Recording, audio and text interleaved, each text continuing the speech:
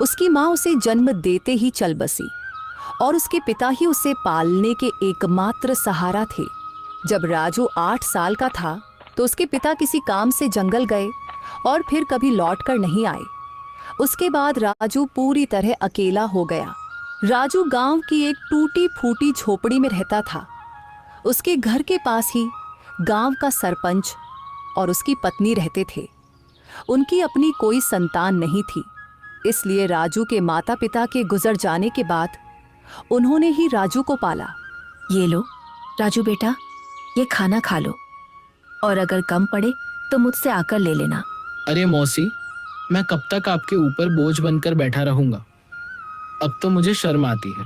अरे बेटा, ये तुम कैसी बातें कर रहे हो? अगर तुम हमारे अपने बच्चे नहीं हो तो इसका मतलब थोड़े ना है कि तुम हम पर कोई बोझ हो। आगे से ऐसी बात मत करना। चुपचाप ये खाना खाओ। यह कहकर सरपंच की पत्नी सीमा वहां से चली गई। राजू ने आराम से खाना खाया। खाने के बाद जब वह झोपड़ी से बाहर निकला तो सामने ही सरपंच दिखाई दिए। राजू ने उन्हें देखा और सीधे उनके पास जा पहुंचा। राजू बेटा, खाना खा लिया है ना? जी सरपंच साहब, अभी अभी मौसी खाना देकर गई थी और मैं वही खाकर घर से निकला हूँ। हाँ, अच्छा किया। अब तुम बड़े हो गए हो बेटे, अपना ख्याल रखना सीखो। जी सरपंच जी, 8 वर्ष की उम्र से लेकर अब तक आप ही मेरा ख्याल रखते आए हैं, पर अब मुझे शर्म आने लगी है। अब मैं कुछ काम करना चाहता हूँ। इसमें शर्म की क्या बात है बेटा? हमने तो हमेशा तुम्हें अपना ही माना है। लेकिन अगर तुम्हारा मन फिर भी कुछ करने का है तो सुनो, गांव के पास वाला जंगल अब पहले जैसा खतरनाक नहीं रहा। चाहो तो वहां जाकर लकड़ियां काट सकते हो या शहद इकट्ठा कर सकते हो। जी सरपंच जी, मैं कल ही जंगल जाऊंगा। अब समय आ गया है कि मैं अपने लिए और आपके लिए कुछ कर दिखाऊं। अगले दिन राजू एक कुल्हाड़ी लेकर जंगल की ओर चल पड़ा। कुछ ही देर में वह जंगल पहुंच गया। जंगल में कदम रखते ही उसने सोचा, कुछ भी कहो, सरपंच जी ने बचपन से लेकर अब तक मेरी बहुत मदद की है। अब समय आ गया है कि मैं अपने पैरों पर खड़ा होकर दिखाऊं और अब मैं उनकी सेवा करूं ताकि उन्हें अपनी संतान की कमी महसूस ना हो और वे हमेशा खुश रहें। अभी राजू ये सोच ही रहा था कि अचानक उसकी नजर एक कोयल पर पड़ी जो उसे बड़े ध्यान से देख रही थी।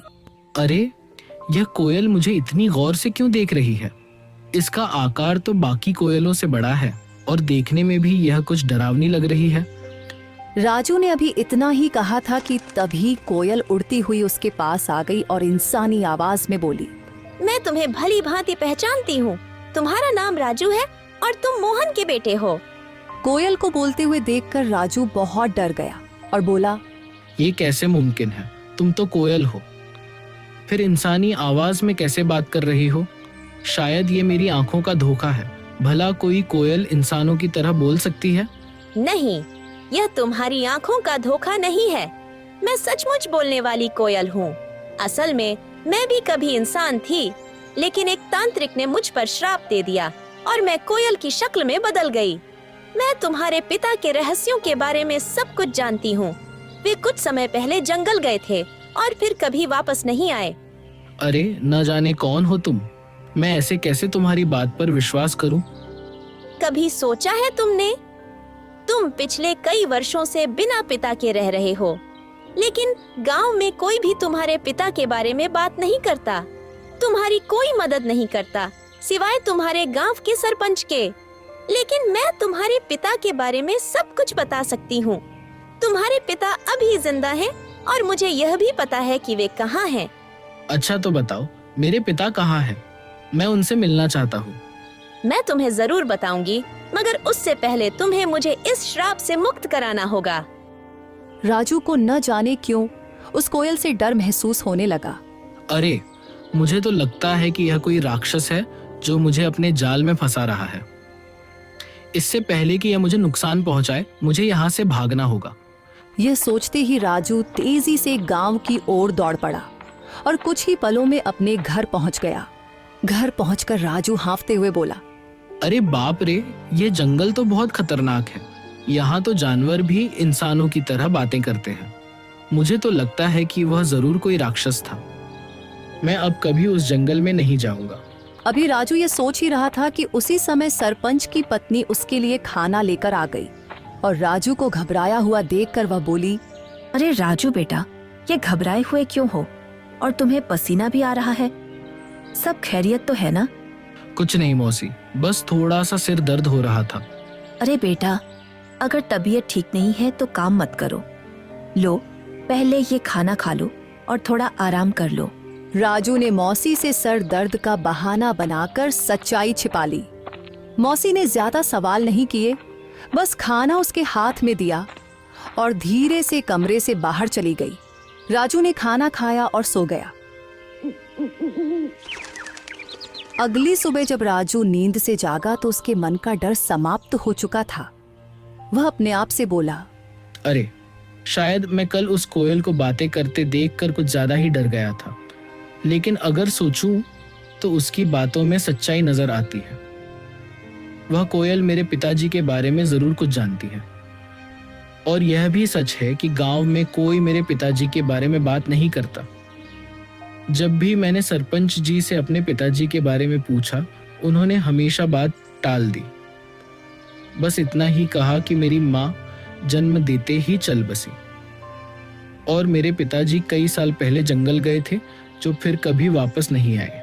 मुझे उस जंगल में जाना चाहिए और उस कोयल को ढूंढकर अपने पिताजी के बारे में पूछना चाहिए।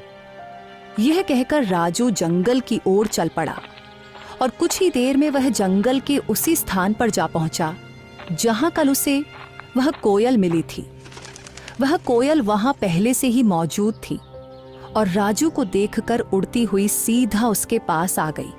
मुझे पता था कि तुम जरूर आओगे, क्योंकि तुम भी अपने पिताजी मोहन की तरह ही बहादुर हो। मैं सिर्फ इसी वजह से आया हूँ क्योंकि मुझे अपने पिताजी से मिलना है। तुम कह रही थी कि तुम मेरे पिताजी के बारे में जानती हो, तो बताओ मेरे पिताजी कहाँ हैं? मुझे उनसे मिलना है। कल मैंने कहा था कि इसके लिए पहले तुम्हें मुझे इस श्राप से मुक्त कराना होगा, लेकिन तुम चिंता मत करो, मैं तुम्हारी मदद करना चाहती हूँ। तुम मुझे अपना दोस्त समझो। मैं जानती हूँ कि तुम बचपन से ही गरीबी से जूझ रहे हो और कभी कभी इस बात पर तुम्हें शर्म भी आती है। यह सुनकर राजू उदास होकर बोला, हाँ, तुम बिल्कुल सही कह रही हो। मैं सचमुच गरीब हूँ।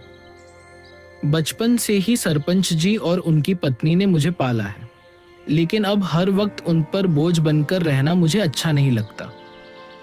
मैं चाहता हूँ कि अब मैं खुद कमाऊं, ताकि वे दोनों चैन से बैठकर खाएं और खुश रहें। अगर तुम चाहो तो मैं तुम्हें धन कमाने का रास्ता दिखा सकती हूँ। अच्छा, मगर वह कैसे? तुम मेरी मदद कैसे कर सकती हो? मैं इस जंगल के सारे रहस्यों को जानती हूँ